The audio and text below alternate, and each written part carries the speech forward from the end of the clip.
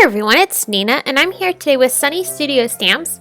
I'm going to be showing you some of their current stamps that I really adore. They're a pretty new stamp company, and I'm going to be showcasing two of their stamp sets today, and also one of their die sets. And I think you're going to like the project that we have here. We're going to be doing a background stamping on some tags to create some cute, fun, and very quick and easy to do tags for your holiday projects. So here you can see I've got the one of the stamp sets. This is bundled up. It goes with so many cute little images that you can put on this penguin and decorate him. You can bundle him up for Christmas or winter or whatever you're looking to do, and it goes with a lot of cute images that coordinate as well. This one is Snow-Kissed, and as you can see it goes with a bunch of different penguin images. I really love this set.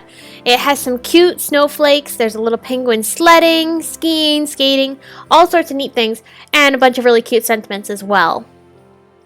And then finally, we've got the fishtail banner dies, and these are what we're going to focus on mostly today. This is going to be a technique that I'm going to be showing you, but as you can see, it goes with a bunch of really cute dies that not only cut the fishtail banner, but then also does the stitching along the edge here.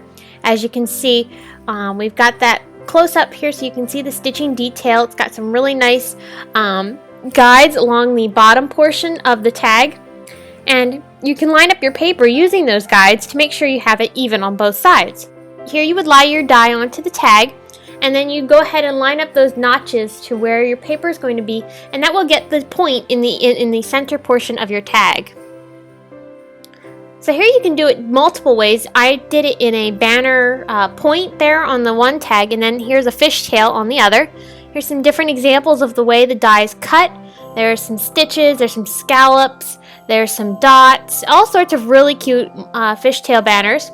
And here you can see I did an embossing technique using that die, and that's what we're going to be doing today. So I've got the dies all here. You can see them all together. It goes with some really beautiful dies, and we're going to go ahead and start creating our tags. So I'm cutting some paper. I'm cutting it 4 by 2.5 inches. These are going to create our tags. I'm going to cut a few of them. I'm just using some plain white cardstock here. This is 110 pound Neenah Solar White. Just going to go ahead and cut that. And I cut a few extras just in case I messed up as I die cut. So here I've got my Big Shot. I'm taking the tags that we've die cut and also the banner. I'm going to be cutting from the plain banner first, running that through my machine. There you can see it's all cut out and we've got our nice plain edge. So next I'm going to bring that through and I'm going to die cut the rest of them. I'm going to keep going through all the tags. We're going to be creating a total of 4 here today. So you can see I'm die cutting some more. And I'll go ahead and repeat this until I've die cut all of them. Alright, so now we're on to our base plate number 2. We're on tab 2 of the Sizzix Big Shot platform. I've also taken the embossing mat and also the embossing folder.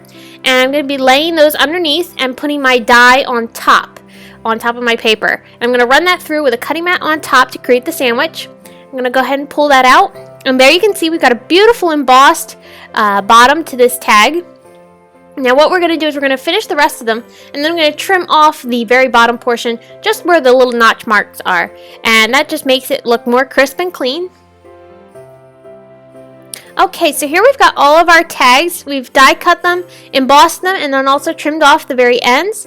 And as you can see, this creates a beautiful little embossing to your tags, and this really dresses them up and keeps them from being a little less plain. So then here I'm taking my Versamark ink and I'm going to be stamping some of the sentiments.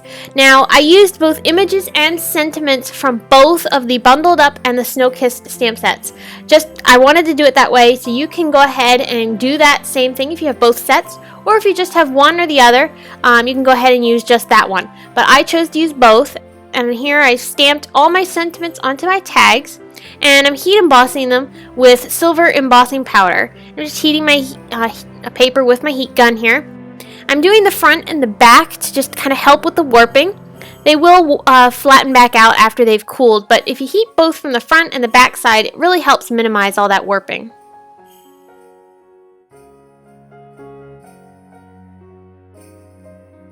Okay, so now I'm back onto my stamping, and I'm using some different stamps from both stamp sets again, like I said, and I'm stamping just a bunch of random images, cups, hats, mittens, scarves, hearts, all sorts of little things from all those little stamps in both of those stamp sets. And this creates a really cute and patterned background, and we're going to be coloring this with Copic markers shortly here.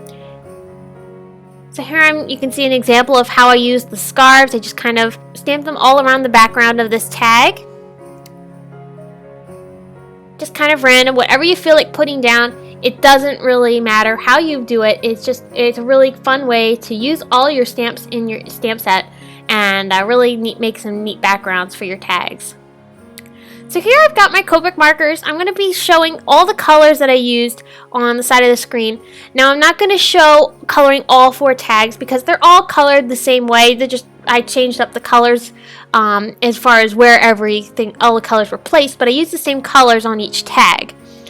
So you'll see that as I go along here. You'll see all the colors that I've used, and I will also have all the colors listed over on my blog posts, so you'll be able to see those and replicate the colors if you'd like.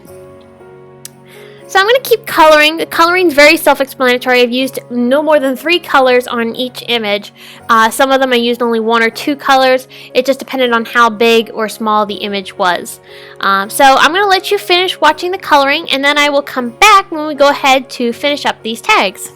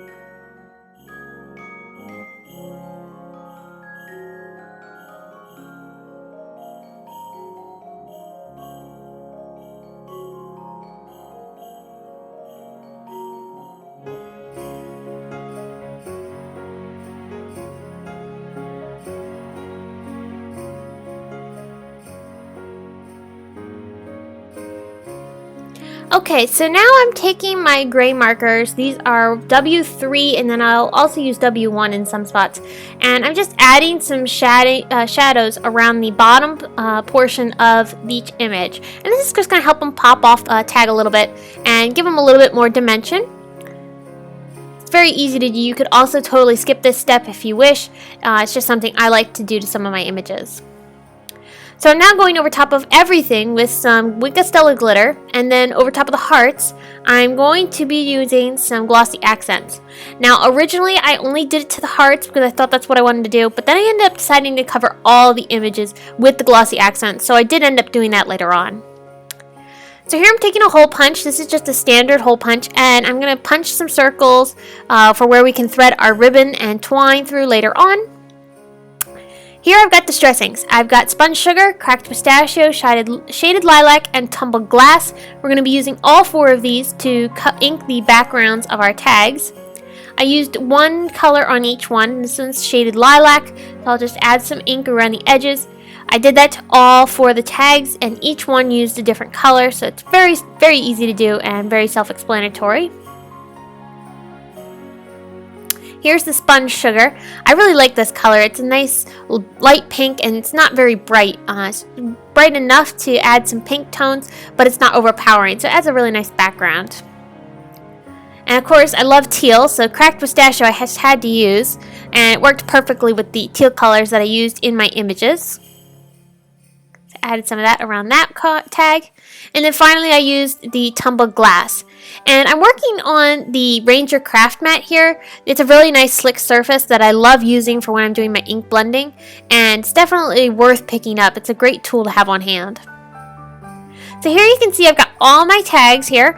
All of them are colored with the distress inks on the edges, and it really adds some nice depth and color to the tags itself. So I really like adding that to the tags. So here I'm taking some red silk ribbon and I'm just tying that around, threading that through the tag, and then I'm tying some silver bow wire around the top portion of the tags. I really love bow wire. It's a really handy little bit of twine type material, but with a wire inside, and it helps hold everything together and it holds its shape beautifully. So here you can see I've got the finished tags.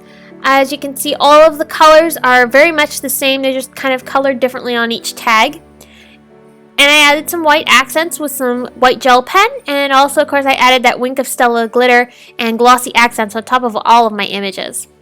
So I hope you'll stop by my blog to check out more information on Sunny Studio Stamps, as well as to get the products used on these tags and much more inspiration. Thanks so much for stopping by, and we'll see you again soon.